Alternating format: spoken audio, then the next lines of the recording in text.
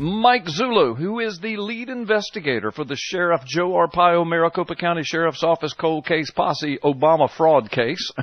That's his official capacity in the Obama fraud case. But he is my guest this afternoon, and we're going to be talking about the issue of eligibility in general, and specifically the Ted Cruz eligibility. But I want to say this, and I know that Mike Zullo will make this clear as well as we move along, that as we speak of Ted Cruz's eligibility or ineligibility and the eligibility issue at large, this is not affiliated with Maricopa County Sheriff's Office or Joe Arpaio or the cold case posse or any official criminal investigation.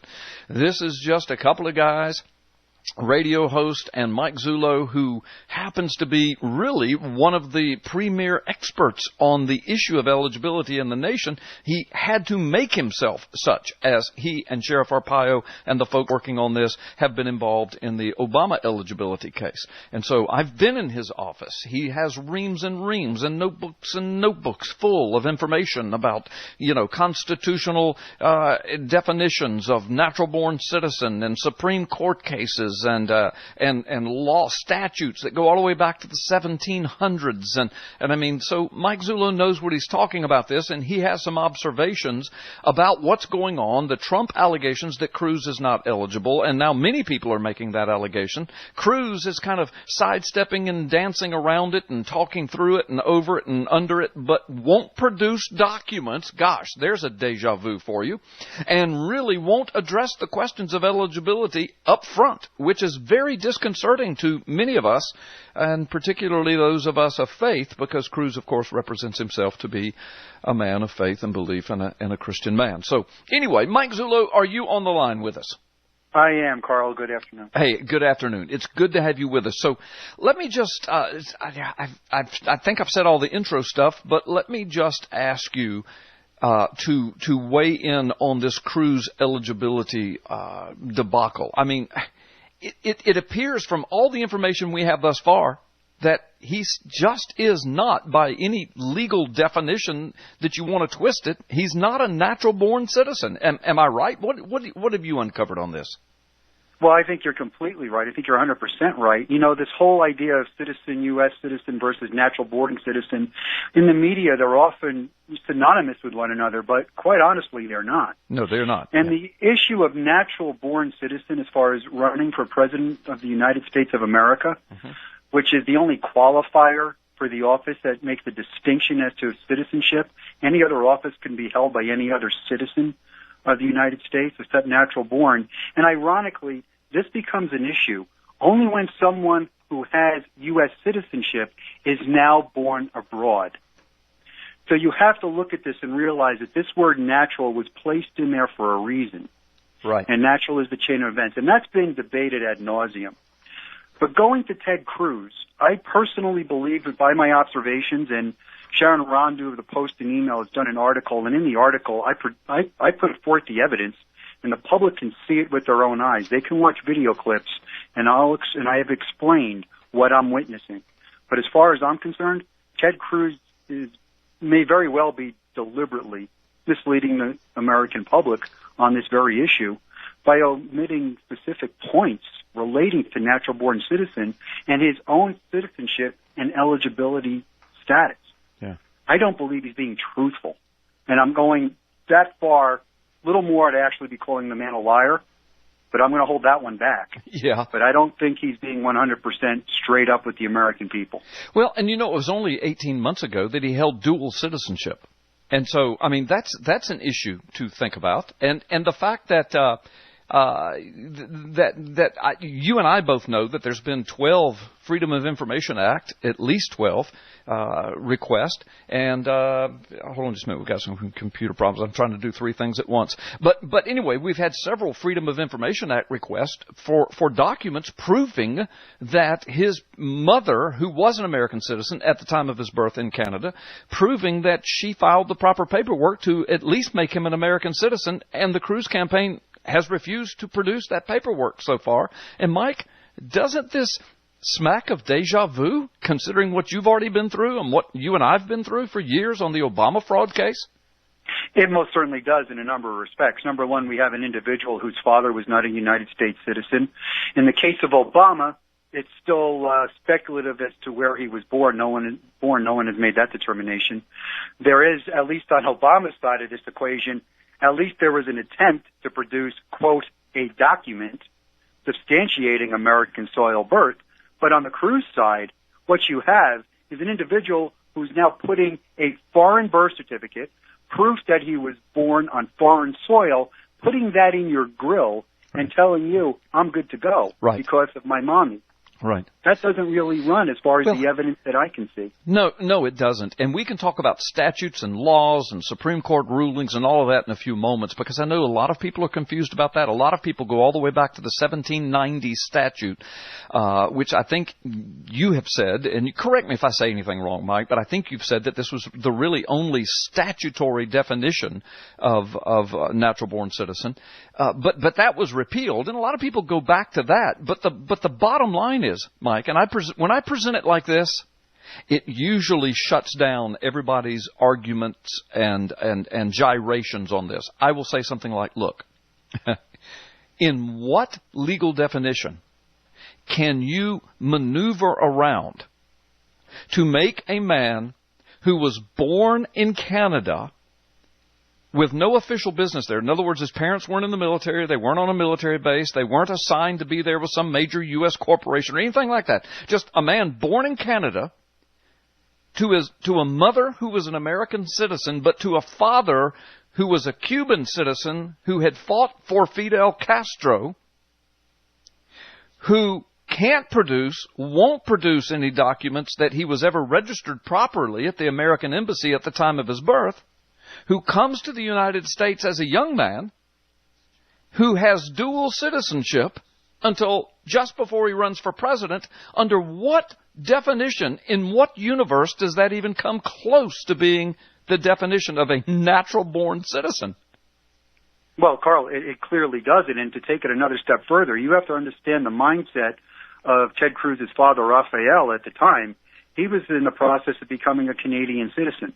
So it would stand to reason that Mr. Cruz Sr. at that point in time had no intention, no need to run down to the consulate and make a notification of his son's birth. Because as far as Ted Cruz's father, Raphael, was concerned, he was going to reside in Canada and become a Canadian citizen. Right. He only became a United States citizen, I believe, in the 80s. And another interesting fact, which is similar to Obama's, we have an abandonment of family. The father abandons the mother and child. And if you go back to Stanley Ann Dunham, she ran off to Seattle living alone, purportedly. Right. You go to Cruz's situation, and Ted Cruz's mother decides to remain in Canada. And that's striking to me, because that means as a single mother, you have assimilated to some degree into Canadian society because you felt comfortable enough staying there. Right. So there's some questions about her citizenship and whether or not she renounced her citizenship. Her name appears on a voter roll, although that doesn't really tell us much. But you have to think about this. If at some point in time she renounced United States citizenship, was he actually a citizen? And I can tell you that as late as around 1993, I went to Canada, and getting across that border, all I needed was my driver's license. Right. So to get to and from was relatively easy. Yeah, me too. In the event that Ted Cruz's mother did renounce her U.S. citizenship, and I'm not saying she did, but the possibility is out there, him coming across the border at that point would have made him illegal. Right. And him staying in the country would have made him illegal. But he was also president of the United States when Ronald Reagan granted amnesty in 1986, I believe. Yes. So he could have been clearly made a United States citizen out of amnesty, and not the way everyone is portraying it to be. Now, I'm not saying that's what happened, right, but it's quite possible. So that issue needs to be cleared up. Right. Let me go one step further for you, just to make it clear for your listeners. I hope we have the time here.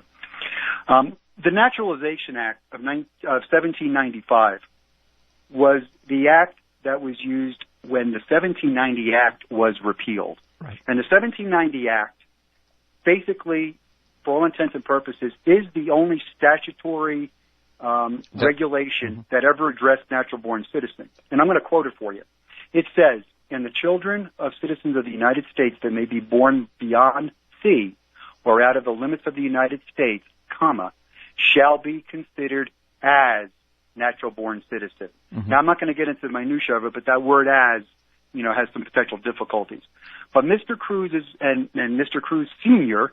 are relying on that statute. However, that statute was repealed and certain words were omitted and replaced. And the 1795 statute that took its place reads, born out of the limits and jurisdiction of the United States shall be considered as citizens of the United States, mere citizens. Right. And if you look at the way that was written, and what I could only assume, obviously there's nothing here to prove this, but you can't redefine the Constitution by statute. That's impossible.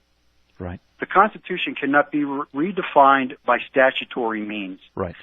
So that becomes a problem for Mr. Cruz in his argument that he's natural born, because clearly the previous statute was repealed. And let me give this example. Okay. Hey, Mike, can we do that on the other side of the break? Because we've got to take a break. Yeah. No, this is fascinating. And I've got some philosophical questions, some politically philosophical questions, like what are the ins and outs and ups and downs of what if he wins the presidency? What if he becomes the Republican nominee, to run against Hillary, for example? What does that mean? Will there be court cases? Should there be court cases? Well, does this mean we no longer have a constitutional republic? We don't know who Barack Obama is, and now it looks like we don't know who Ted Cruz, and neither one of them will release their paperwork, Mike. So we'll talk about all this when we come back. Folks, I've got Mike Zullo with me today, and of course you're listening Freedom Friday. Carl Gallups, the Oval Office of Gulf Coast Talk Radio. Don't go anywhere. We'll be right back. He is in the Oval Office of Gulf Coast Talk Radio, and you are with him. Freedom Friday with Carl Gallups. All right, welcome back, America. Come on in to the Oval Office, and Mike Zullo is here with us today, and we're talking about the Cruz eligibility issue. And again, a disclaimer, everything that we're talking about, and especially Mike Zullo, who is the lead investigator of the Obama fraud case with the Sheriff Joe Arpaio, Maricopa County Sheriff's Office, what we're talking about today is not connected to Maricopa County Sheriff's Office, Joe Arpaio, or the cold case posse in any way whatsoever. This is just a couple of concerned Constitution, Republic-loving citizens talking about this issue. It just happens to be that both of us are very well studied in this topic because of the Obama fraud case. And Mike Zullo, he doesn't describe himself this way, but I describe him as a nationally premier expert in the whole issue of eligibility. He has had to make himself such, and so I think what he has to say, his observations and opinions, I think they're very important, and they're very much worthy of us giving heed to. So, Mike, thank you so much for taking time to be with us today. The information you gleaned in the Obama fraud case is certainly apropos to this case, even though they're not connected and you're not acting in any official way with your comments on Cruz. But let me just ask you, get back to the 1790, this first and initial statutory definition of natural-born citizen, and then it was repealed in 1795. So tell us about that. And then you've got an interesting observation and comparison between two video interviews, one done in 2013, one done in 2016, that shows how the Obama and Cruz eligibility issues are so closely tied together. Okay, Carl, thanks, and I will. Let me just, for your audience, give them a little bit of a word picture to understand this repealed statute of 1790. If some of your listeners will probably remember where the national highway speed was reduced to 55 miles an hour at one time. Mm-hmm. Before that, it was 75 miles an hour, and I think it now returned to 75. However, 55 miles an hour was the speed limit after a statutory change to the law was made, reducing it from 75. So you think about this. There's a repealed statute that said 75 miles an hour was okay. Mm-hmm. You're driving 5 years later on the highway doing 75 and you get pulled over by a state trooper and he issues you a summons for speeding. You go before the judge with your summons and you say, Your Honor, I'm not guilty because a repealed statute 5 years ago had the speed limit at 75. Just because you made a new statute at 55 doesn't make me guilty because I can rely on this repealed statute. Right. What do you think this judge is going to tell you? Right. Yeah. You're going to tell you that repealed statute is worthless. Absolutely. You're going to get a ticket. That is what Ted Cruz is doing to mislead the public. Right. He is resting on something that no longer exists. And he's supposed to be a constitutional attorney. You know that he knows that statute was repealed. You know that he knows the constitutional understanding of natural-born citizen, but he covers it. He obfuscates. He gaslights. He lies, and then he changes the subject, and he treats us like we're just idiots when he is not telling the truth. Well, and that's interesting that you bring it up that way, because that segues right into these two video clips. There was an interview with him on Univision in 2013 with Jorge Ramos, was pressing him on his natural-born status. Ramos, as a matter of fact, became a U.S. citizen in 2008. Mm-hmm. And in the video, he makes an astonishing claim. He tells Cruz right to his face that he can't be president because the Constitution says he can't. Mm-hmm. Now, Ramos would have went through the whole naturalization process to get where he is as a U.S. citizen, so he must have learned that somewhere. He didn't learn that in Mexico. Right.